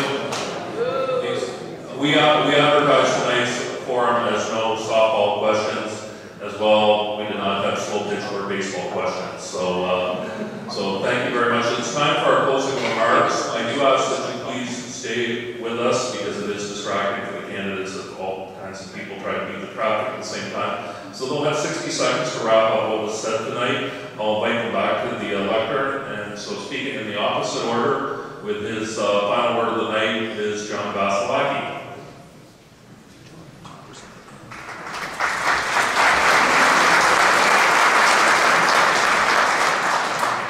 I'll make it real short. As your mayor, my focus will be again on community safety, community prosperity, and community assets. And as your mayor, I'll give you a chance, the change we need, the voice you deserve, and a leader who will listen to you for a change. Thank you. And with his final word, Ukalori. Well, we talked a lot about housing and homeless and unemployment and all that kind of stuff and petty crime. The solution to all those things is money, not government money. It's you get the people in the city working, you get the businesses up and operating, you get the city vibrant and alive, you bring some industry here. We got nothing here. There's no logging, there's no fishing, there's none of that. The only thing we've got is 2 lakes and 2 beaches. We've got to monopolize and capital on those things and create employment. Once people are working and they got money in their pocket, they're much happier, they're much better behaved. And then there's money available to pay taxes and pay fees. In the old days, they built that little walkway down to the beach with donations from the people in the community. They built this one without that. That's because people were prosperous back then. They had jobs, there was money, there was lots going on. My idea is to rebuild this city. Tourism is the only thing we've got. I'm sorry, I wish there was something else, but there isn't. And we need to make this city like an amusement park with different factions and zones. You get a winery district, an old town district, and get some money back into the city. Give people jobs and money. Thank you. Andrew Jacobite.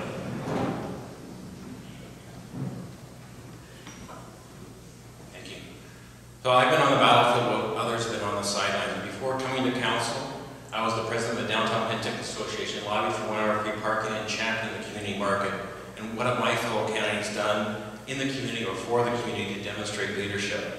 There is going to be minimum three new faces, and we need some stability, not just to help with the steep learning curve, because there is no manual, it is learned experience, but also continue to empower city staff because they operationalize the policy and direction set by council. We need to continue to foster relationships with the province, the Indian Band, and other stakeholders, because we need those partnerships and collaboration to move forward, and we need to finally navigate through the current frustrations around our CMP and public safety. And it's easy to come up here and make lofty statements without any proof or any substance or any answers.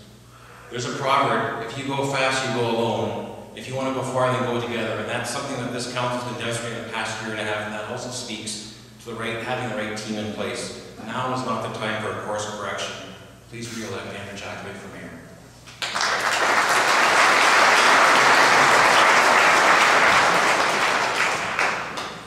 And closing statements, we hear from Jason Cox. Thank you. You want to talk about a course correction? We just saw two former councillors, one current mayor, put up their hands on questions that they voted the other way on.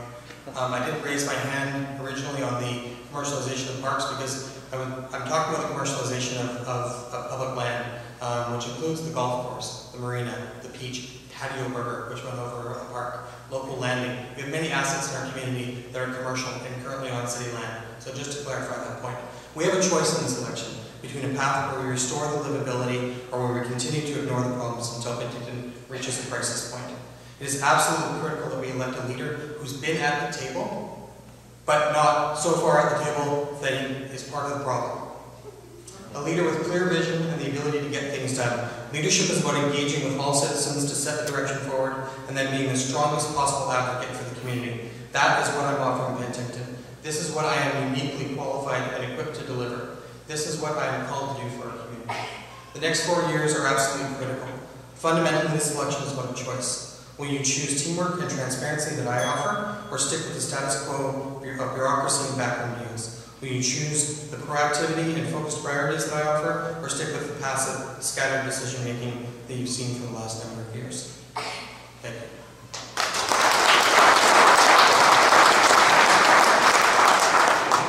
James Blake.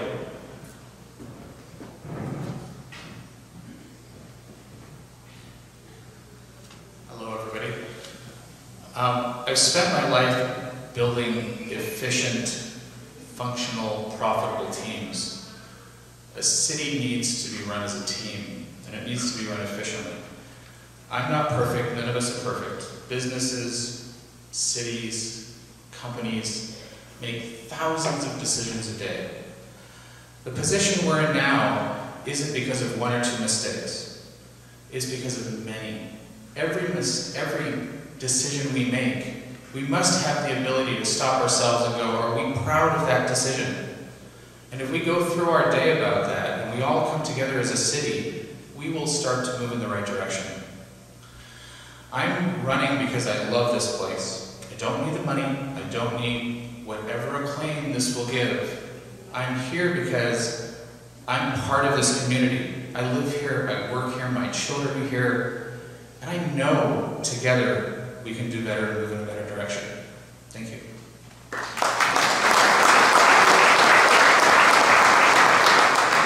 And through the luck of the draw, he started the night, so he's going to finish the night. Dominic Wheeler. Thank you all very, very much for showing up. I honestly didn't expect to see such a full house, but I'm very glad you all came. I agree with a number of things that have been said tonight about housing first, about taking care of the people, about making sure that the city's not raising taxes on the average person. Those are all great things, and unfortunately, fortunately, I guess, because you guys have to make these decisions. As mayor, I want to vote. Doesn't matter who's in that seat, we're one vote out of 7. How we can make that vote count is to have all of you behind us. Whoever it is you vote for, make sure that on October 20th, you get out and vote, because you need to be represented, and that is an awesome thing in this democracy.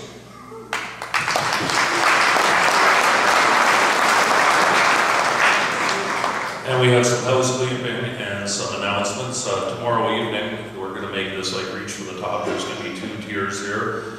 Our 24 city council candidates will be with us for a forum. Due to the large number of candidates, if you can tough it out, we're going to go till about 9:30 p.m. And Steve Arstad from InfoHotelNews.ca will be taking Chris's spot on the panel with Melanie and Joe. So there's lots of council candidates. Please bring a notepad and keep notes so that you have an idea. A few thank yous to the Penticton Lakeside Resort, David Christie, Brannigan, Samantha, their entire staff, their crew for hosting tonight. Thank you.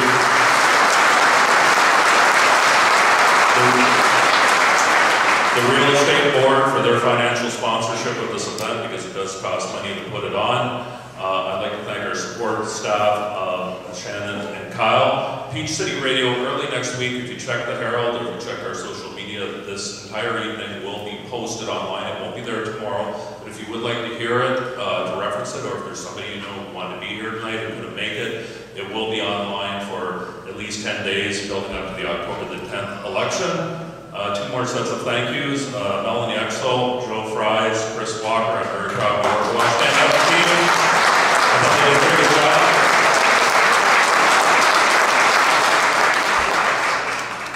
I was recently promoted Valley Editor and spent probably about 80% of my time in Kelowna. It was a wonderful move for me, but my heart is always in this community, and it's an honor to work alongside people like Melanie and Joe, so thank you. And finally, gentlemen, what was incredible about these 6 men was they sat here for 2 hours without having to take a washroom break. So I think that's, if anything, that's great. But I admire anyone who puts their name for office.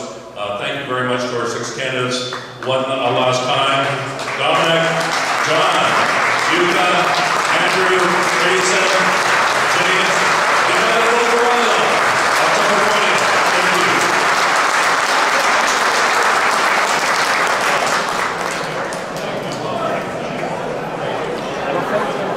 Okay, so Kevin Proteau here again, running for City Council. Your watchdog for Penticton.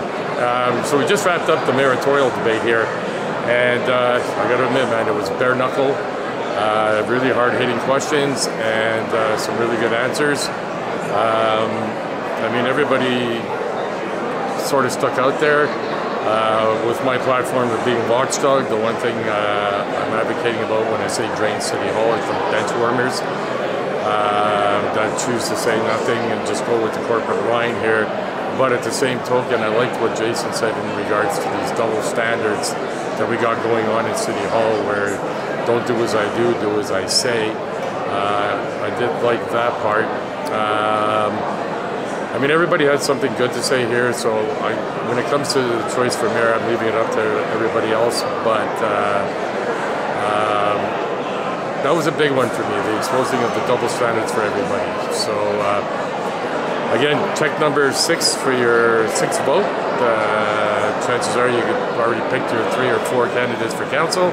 So, in your 5th or 6th square, Kevin Proteau for Watchdog for City Council.